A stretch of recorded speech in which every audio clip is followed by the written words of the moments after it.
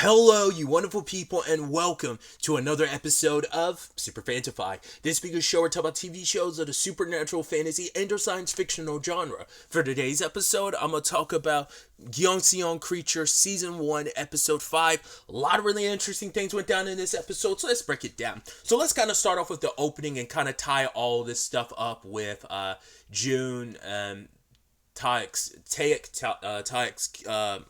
again, I'm going to be butchering a lot of names, so I do apologize.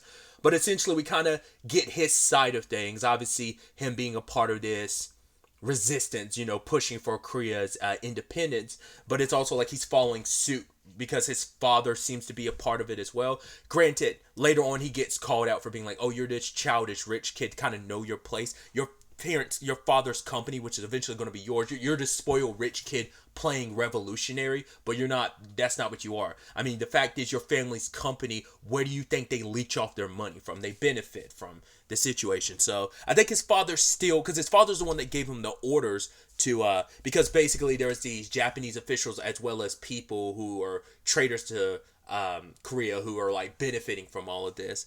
That like. June Taker was supposed to meet with, like set up this meeting, and they were getting a whole bunch of explosives ready. Specifically dynamite, but the problem is only one member actually knew the location of the dynamite. Said member was a part of the group of people that got arrested at the earlier parts of the first episode. So I was like, oh, I'd actually completely forgotten about that section and making it come full circle. And that's why Jun Taek was so adamant about trying to get inside of prison, because he needed to find this guy so he can find out the location of the dynamite. Because it's like, right, this, because the mission that they're using the dynamite for, it's like, it's coming up in 10 days. So they have to, that's why it's like now or never. So he has to find out where the dynamite is. And once he gets down to the prison cells, he comes across the guy who knows where the dynamite. Well, in fact, two of the guys, I think they're the two guys that might have. Well, I think they're two or three people that survived that situation last episode instead of being fed to the monster. It's like, all right, let them go, put them back to their cells.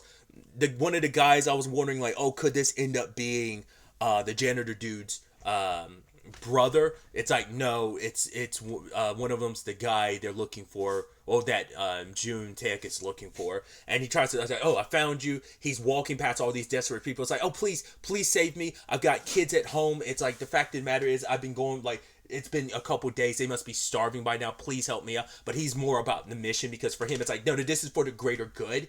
You saving you guys, I can't get you out of here. But the fact of the matter is, I can't do anything for you. I have to walk past you. I got to save this guy first. But not even save him. I just need the information. But the guy was like, his name's Comrade Lee, and it's like, he's like, no, get us out of here first. It's like, really, dude? You're bargaining right now? It's like, I'll swear I'll come back for you. But he's like, no, you're not gonna know the location of the dynamite until you let us out of here. And June Taek ended up getting captured, so none of you walked away from it. So it's kind of like, I don't know if Comrade Lee necessarily feels bad about that. I mean, once again, he's like, this place is a living hell.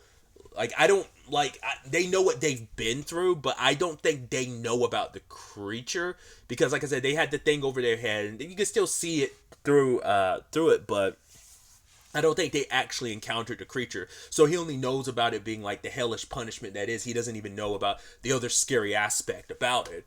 But yeah, it's kind of all for naught.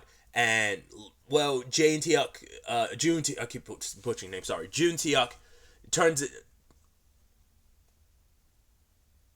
It's not, like I said, I'm butchering it. It's June Taek, is how I'm pronouncing it, and I keep switching it every time I'm saying it. I'm sorry. But he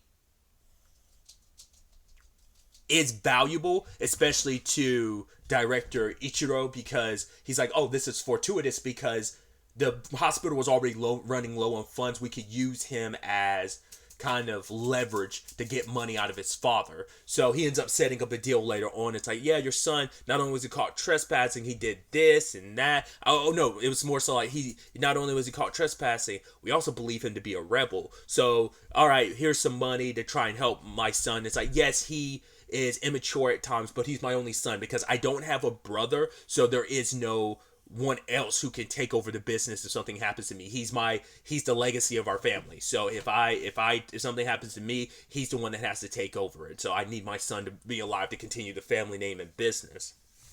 which is so ironic considering June Taek despises his family because once again he grew up with a silver spoon, because for him it's like we got a flashback of him and Jang talking at a party, and for him he was getting drunk because he's resentful of, I'm from this family of from people who betrayed this country, and I've lived this lavish life for it. Like he looks at Jang as like, yeah, you're this tough, strong person. He's like, you were tough. You always knew how to throw a punch, but you never led your own gang. And for him, it's like, no, I never wanted that. I just wanted to make a living for myself, to, live my life the way I do. And obviously, that's even more reason why I'm just the person that he is. He's like, I know you're a good person, Jang. A lot of people will, like, not see you for who you are, but you are a good person because you see me for me being like the person that my ambitions, my wanting to make better for this country, and like I said, Jang just wasn't as idealistic as June Taek, and it's like, right, like all that, and now your father's position, that silver spoon, that's the only reason why you're alive now. And the guy's like, oh, this question is like, okay, you're going to write the names of all your collaborators, all the other people that are with you, and the reasons why you're here, the other intruders, or, like, you have an hour. Because he's like, I could easily put you, like, torch you, but it's like, that gets messy, that's tiring. So if you don't tell me, I'm going to put you on that table, that, operation table, and basically slice you up. And what really kind of struck a chord with him, he remembers the janitor's brother I was talking about, June Taek ends up seeing a head in a jar and sees a distinct birthmark he has. So it's like, yeah, poor guy's brother's already dead. Wasn't killed by the monster, but he was someone that was just experimented on. It'd be interesting. I don't think it. Well, because his brother's been going a year, and once again, I don't know how long they've been in Gyeongseong, but because I don't remember the time frame from their previous location to where they are now, but part of me was wondering, could he be the guy that Sachimoto was there when Ichiro, like, cut the guy open? Like, could that first guy on the table, could that have been him? I don't remember enough to pinpoint that, but I'd be like, that'd be interesting, but probably most likely not that same guy. But like I said, it's so interesting because despite playing the role of a revolutionary, June Taek ends up crumbling, and he ends up signing a paper saying, like, right, the house of Golden Treasure, he writes Jang's name, he writes Che, I'm going to say Ak now. Before I was like, I don't think it's okay, I'm going to say it's Che Ak. That's probably still 100% wrong, but that's what I'm going with this time. 5 episodes deep, I'm changing up it again already, but yeah, you know who I'm trying to reference when I'm saying it. But yeah, Cheok, he writes her name. He also writes her father's name. Was it Jung Woon or Jung Won? So yeah, selling them all out. Even saying, like, right, we were here looking for Comrade Lee, because didn't it put the reason? Yeah, might still end up doing that, but yeah, he was afraid. He wanted to be brave, but he couldn't in this moment, because it's like the fear of death does a lot to people. It shakes you to your core. No one wants to die, and especially in this situation, such a brutal way. So he wants to die for the cause, but he's also scared. So he is playing revolutionary, which is so ironic too, considering all the shit he gave Jang of, like, what he could do. And it's like, this is your, I mean, I am criticizing him, but it's just, that's the hypocrisy behind it. Like, when the shit really hits the fan, that fear takes over, because we're all human, no one wants to die, but it's a difference between wanting to die and, once again, being afraid to die. Those are two different things.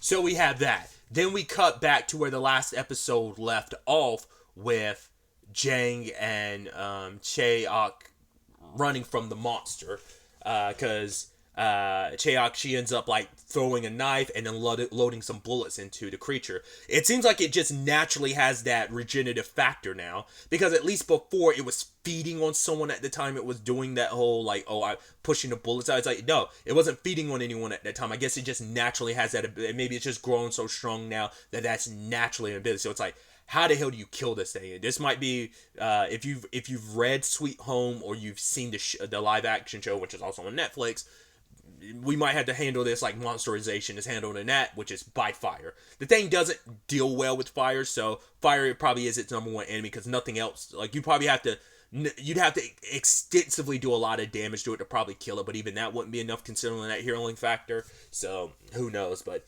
Luckily, they got away from the creature. Obviously, they were unaware that Jung Wan ended up following them after he heard the creature, and he ends up distracting it with fire. So he ends up getting away because he doesn't even cross the fire area he created. It doesn't even cross it. Sadly, Jang and Cheok end up getting taken by some Japanese soldiers, and Cheok is not the one to kind of go down quietly, so she's still holding up her knife. She notices the medical student soldier in the back, but Jang is the one that's like, right, I don't like losing either, but we both want to live, and like we can find another way around this. So just dying right now, shifting, being flexible to the situation. So they end up giving up themselves up, and one of the particular soldiers sees Jang and ends up taking him away.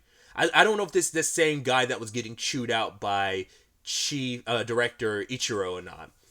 But one of those guys, it turns out he saw Jang last episode. He's like, yeah, because of reflection of some glass, he ended up seeing him. And he knows exactly who he was here for. It's like, oh, you're here for Akiko. Which, maybe I think I finally understand what that's all about. Once again, Myung-jae's, she was also like, all right, tell him Akiko. I was like, what is that about? Then later on, when they're referencing Cheok's mom, it's like, oh, what was it like? Seishin was kind of another name for her. Her name's like Seong Sim, but they also threw out the name Seishin. So I'm like, oh, do they give them Japanese names to kind of strip them even more if they are Korean? Like by stripping away who they like, you want to treat them as less than, so you give them Japanese names that kind of erase them as Koreans. Like I wonder, is that what that's supposed to be? So is that where the Akiko situation comes from? Because Seishin seems like, I mean, maybe I'm 100% wrong. That sounds like a Japanese name, just like Akiko is a Japanese name. I could be mistaken. I don't know if there's any overlap between like Korean names and Japanese names. I assume there's not, but I'm sure there's some small overlap. It's probably not a large overlap, but once again, that's coming from ignorance. But hearing the name Akiko, I was like, that sounds like a Japanese name. That's what kind of threw me. But maybe that's what that's supposed to imply. That was their way of kind of like creating like in this case, Joseon, but obviously it's Korean, Joseon, it's all the same thing, but still like it might be a means of just erasing any like Korean in them, to like strip them of their Korean identity and heritage, essentially by giving them like just Japanese names maybe. That was my assumption based on those two instances of taking Myung-jae's name of Akiko and having even a soldier refer to her as Akiko. Feels like that in particular. But yeah, this soldier knew, that's like, oh, I knew that's why you came here, because once again, the word's already gotten out that, oh, Jang's in trouble because of Ishikawa, and so I guess like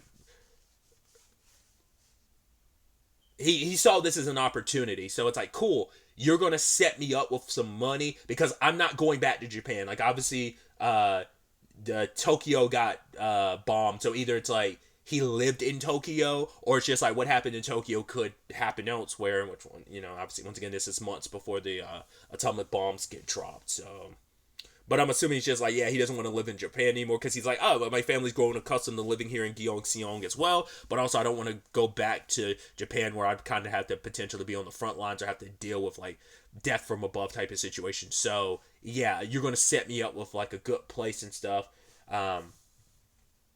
So Jang ends up capitulating to what he wants, but he has some demands. One was it's number 3, but it was like he needed to know where Cheok was. He needed a message gotten to Miss Noel, and he needed,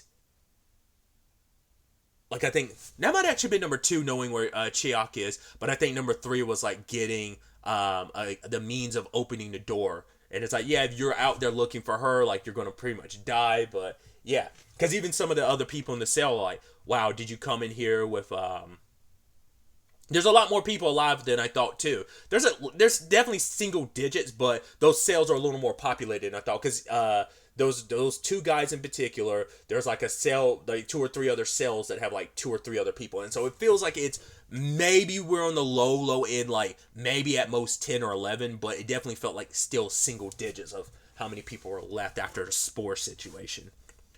But they were asking like, oh, are you Jang? Are you part of uh uh Comrade? Was it Kwan's Operation June Taek? But it's like, nah, I'm here for Myung. He was like, I want, whose fault is it? Is it Myung Jae? He's like, no, it's Ishikawa's.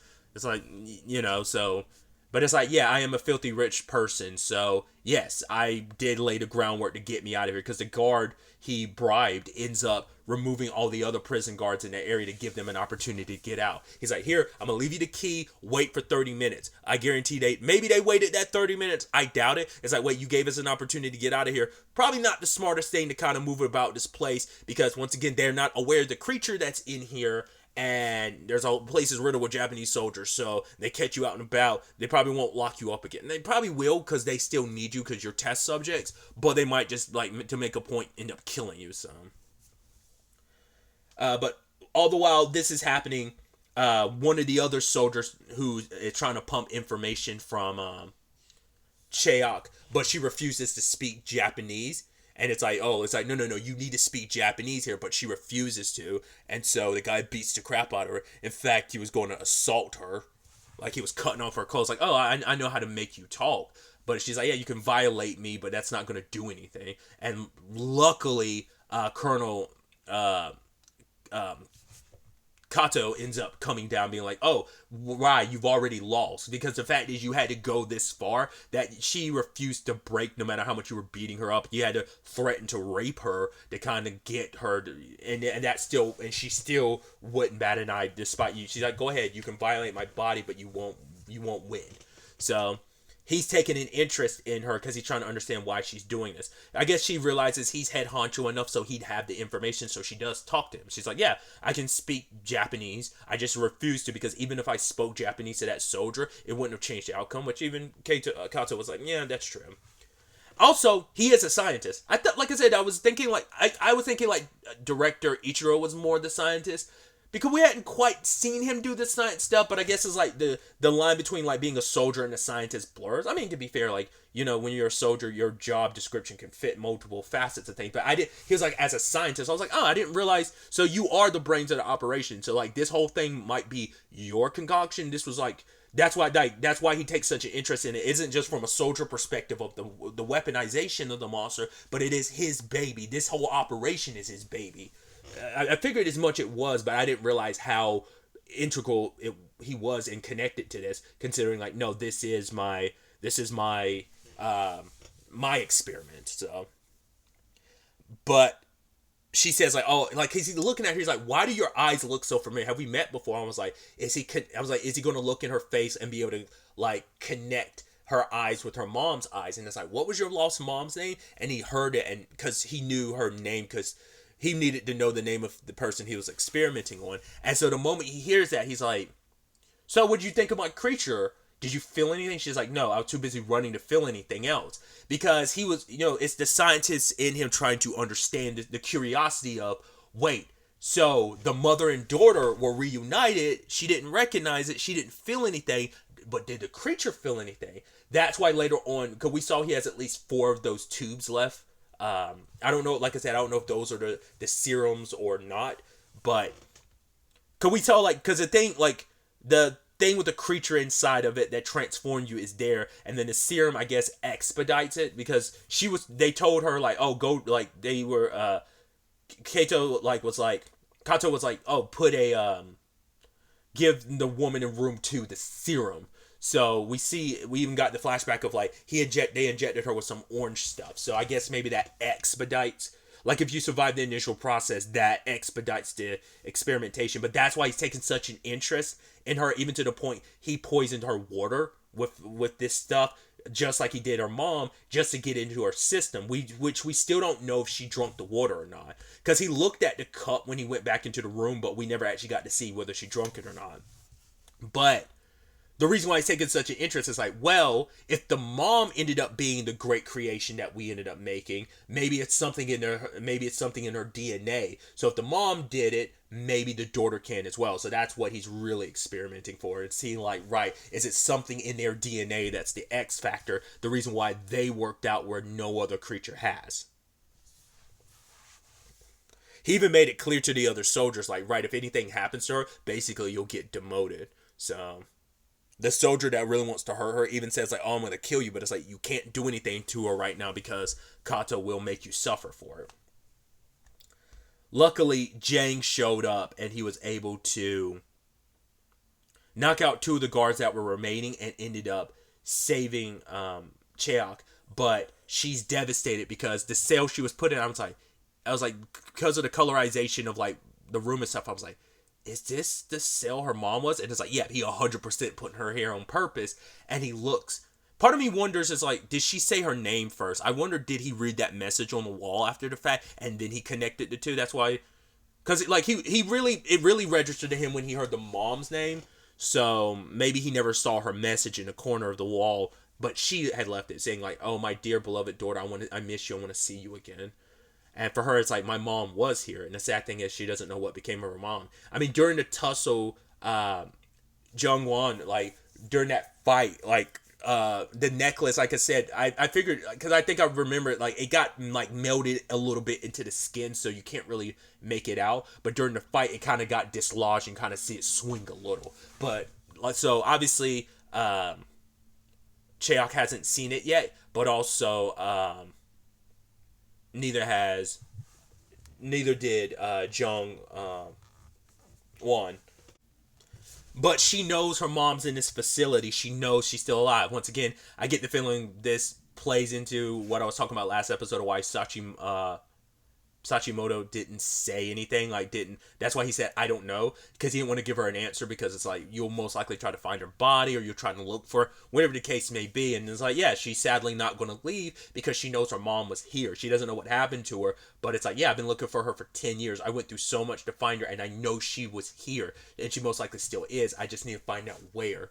So she's telling Jang, like, we should go our separate ways. You got to do what you need to do, and that's find Myongjae. And it's like, I will stay here to find my mom. And he's like, no, like, come on, we could leave, and then we could try to rethink a way of finding your mom. But she hugs him and thanks him for, because obviously it's like, you came all this way to save me, and obviously you care. And he even hugs her and begs her, like, all right, just stay alive. So the two of them go their separate ways. He went back to the cells to actually let everyone else, like he was going to, but they're already gone. Granted, he encounters a monster not too long after. So either they got killed by the monster, which would suck ass if that happens, because that'd be sad as shit. Because also, they still don't know the location of the dynamite. So that's kind of maybe a moot point at this time.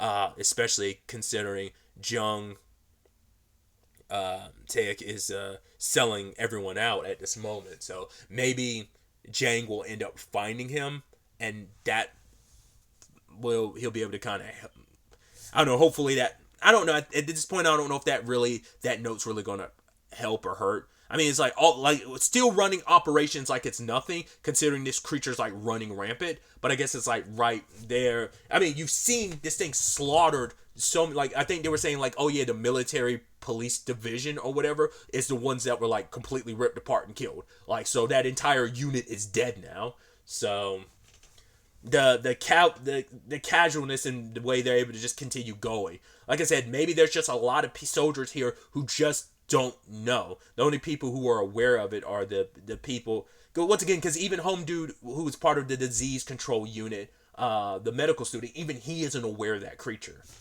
He knows about the anthrax, like spores and stuff like that, but he doesn't correlate and know about the monster of it all. So there's a lot of soldiers. I guess that's why they're able to follow orders no matter what, because only some of them are in the know about, and probably only certain it's privileged information about the thing, even though it's running rampant. I mean, maybe a lot more people know about it than I thought, but you think everybody would be a lot more on edge. So it's like, definitely not everyone knows about it. This thing's like running rampant. It slaughtered a lot of people. Bullets aren't enough to take this thing down. Like, you know, Kato, it makes sense. He's a madman. So Ichiro is hoping to kind of rein things back in. So that it's understandable their positions and all of this, but yeah. Which, speaking of Kato, Cheok ends up finding him and threatening him. It's like, right, tell me where my mom is. And it's like, and just that look on his face, kind of like, oh, do you really want to know? And he gets probably a thrill of like not letting her know. Once again, we still don't know of whether or not she drank that water or not. I'd assume she wouldn't drink anything that he offered her, but we'll probably get an answer next episode.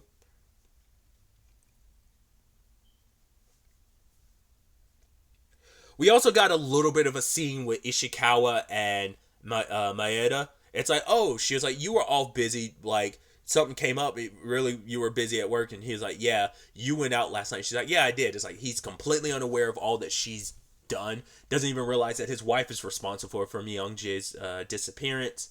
It's like, once again, it's an unhappy relationship, but it's a means to an end, I guess. Like, maybe she needs to keep the relationship going, the marriage. I mean, I don't know where Japan stands in general when it comes to divorce. I think as a woman, you probably wouldn't be able to kind of really bring that conversation up. Well,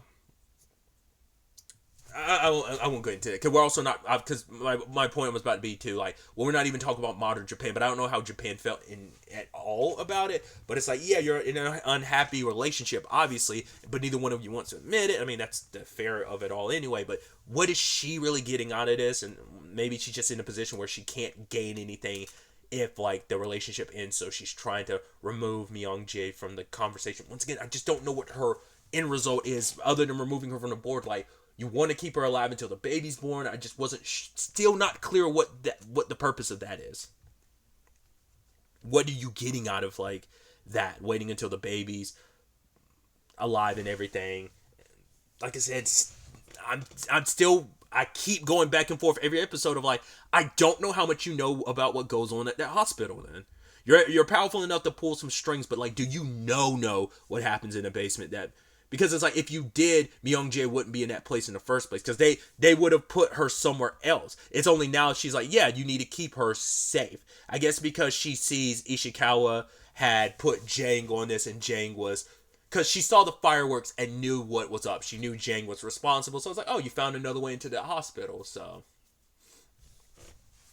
that's why she ended up telling Ichiro about Jang last episode. So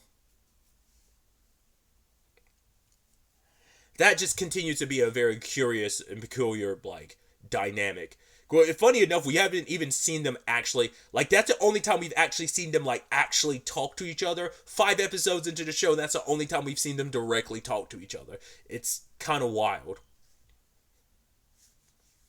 They kind of looked in each other's direction and acknowledged each other, but that's about it. Like, actually verbally talking to each other, first time that's happened so far in the show. I'm also curious to see, well, because of Jang's message to Gapyeong and Miss Nawal, like, they end up meeting up with June Taek's mom, and it's like, right, we have a means of getting your son out of, like, the hospital and stuff, because they ended up paying Ichiro, but it's like, oh, how did you count how much was in there? And it's like, did you make sure it was the appropriate amount? And it's like, yes. Like, I'm curious what he was. I'd almost wonder, like, did you sneak something else in the suitcase or something? But it's like, he's trying to be like, oh, yes, sir, yes, like, bowing down to Ichiro, but then, like, his demeanor completely changed. Like I said, he's kind of, I don't know if he's the leader of this particular branch of resistance group, but his demeanor completely changed when he wasn't in front of Ichiro. And it's like, he said the whole suitcase thing, it's like, I guess it's like, made sure to pay him enough to get him to, like, try and release June Taek, or buy them enough time. I don't know. But then, like, there's the Jang of it all. So what that plan is, we have no idea, but it's being set in motion. So a lot of very interesting threads at play here. It's definitely going to be interesting to see where the next episode takes us. Penultimate episode of part 1, I should say. So it's going to be interesting to see what that next episode involves, and where that ends up taking us, and what that potential set up for the part 1 season finale. So, but really, that's all I want to talk about. So the next time we meet, be happy, be safe, live life to the fullest, and enjoy it. Good day, and goodbye.